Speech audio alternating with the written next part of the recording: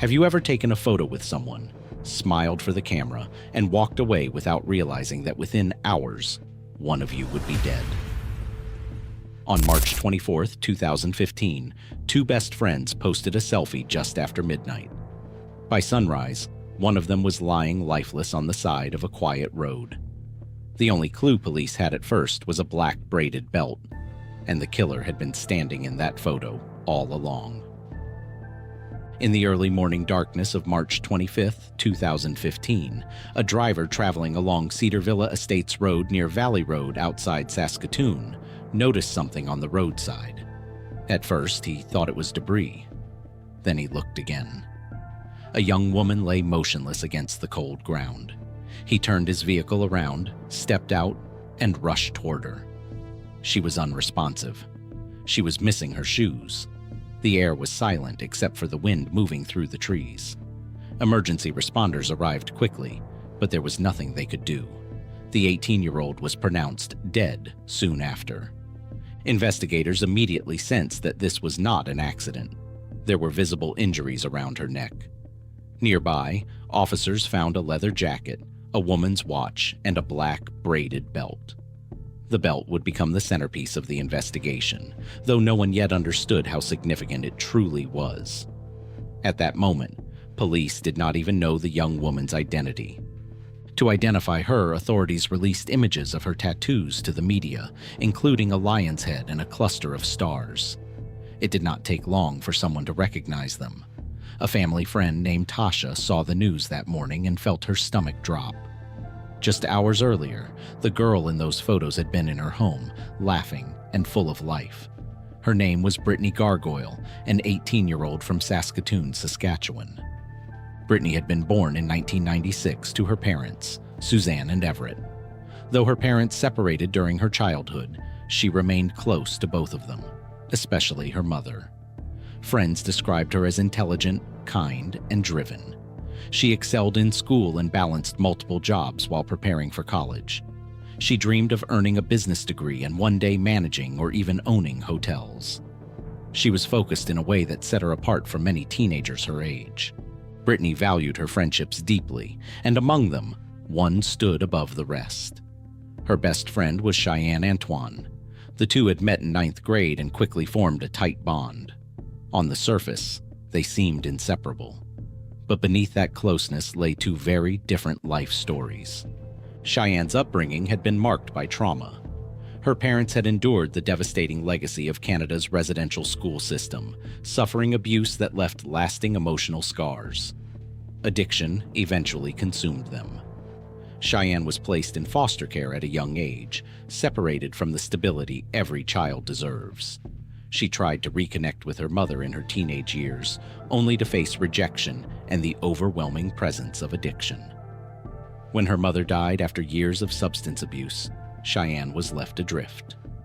While Britney had structure and support, Cheyenne struggled with instability and loss. Yet despite these differences, their friendship endured.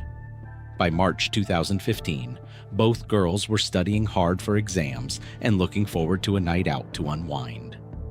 On the evening of March 23rd, just before midnight, Britney and Cheyenne took a photo together and posted it to Facebook. They were smiling, dressed for a night out, unaware that the image would later become critical evidence. After taking the photo, they visited Tasha to ask for gas money. Tasha gave them cash and told them to call her any time if they needed help, even offering to pick them up no matter the hour. The girls hugged her and left. That was the last time Britney was seen alive by someone who truly cared for her safety. According to Cheyenne, the two spent the night moving between bars, somehow gaining entry despite being underage. They later attended a house party hosted by an older man. Details of the party were vague, even in Cheyenne's account. Alcohol flowed freely. Drugs were present, the night blurred into fragments of memory. Cheyenne claimed they separated around 4 a.m., saying she was dropped off at an assisted living facility to visit her uncle. Her uncle initially confirmed this story, but Britney never made it home. When the autopsy results returned, they revealed a chilling truth. Britney had died from strangulation. The weapon was the black braided belt found beside her body. Detectives sent the belt for forensic analysis and discovered 2 DNA profiles. One belonged to Britney. The other belonged to an unknown individual. At first, police relied heavily on Cheyenne's account of the night. She claimed they had ended their evening at specific bars, including the Colonial Pub and Grill. But when investigators checked surveillance and spoke with staff, they found no evidence that the girls had ever been there. The timeline began to unravel. Under renewed questioning, Cheyenne's uncle admitted he had lied to protect her after she asked him to provide a false alibi. Detectives pressed further. Cheyenne then offered a new story, claiming that she and Britney had gone to a motel with 2 men, that a fight broke out over drugs, and that she returned from the bathroom to find Britney dead. She said the men threatened her and helped cover up the crime, but investigators found no evidence supporting this account. There was no motel record, no witnesses, no trace of the men she described. The story was fabricated. 5 weeks later, Cheyenne was arrested for shoplifting.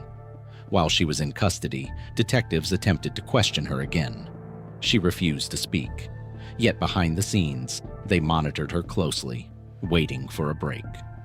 That break came from within her own family. Cheyenne's aunt contacted Britney's family and revealed that on the night of the murder, Cheyenne had shown up intoxicated and distraught. In her panic, she reportedly said she had killed her friend, mentioning Britney by name. This information was passed to police. Months later, Cheyenne posted a message online mourning Britney, claiming she missed her and dreamed about her. Publicly, she grieved. Privately, she denied involvement.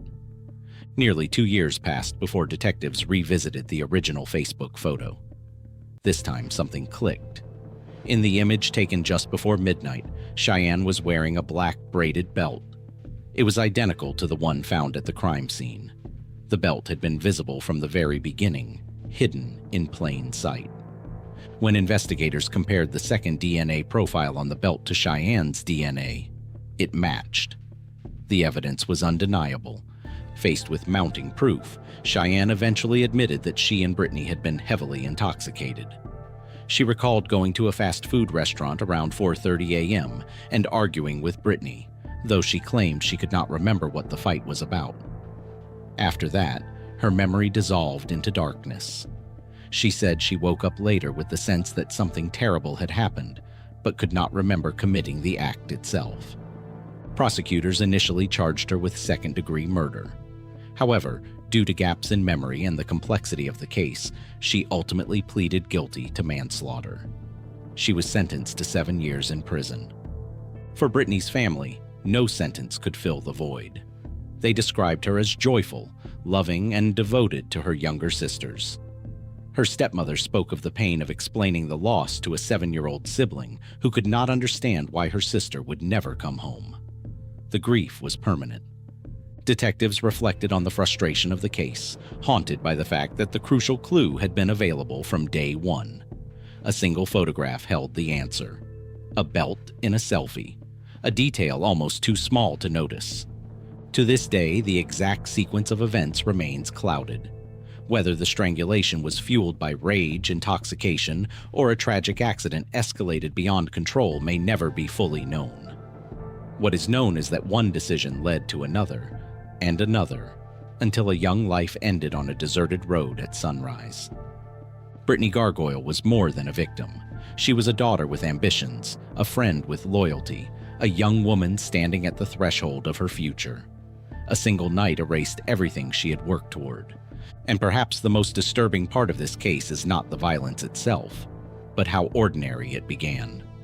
A photo, a night out, 2 friends smiling at midnight. By dawn, only one remained. If her story moved you, remember her name, share it, speak it, because behind every headline is a life that mattered and a silence that never should have existed.